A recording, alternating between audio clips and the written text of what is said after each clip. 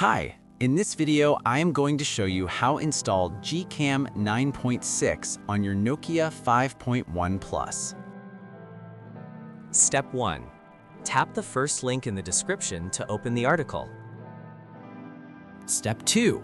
Scroll to the download section and download the GCam APK file. Step 3.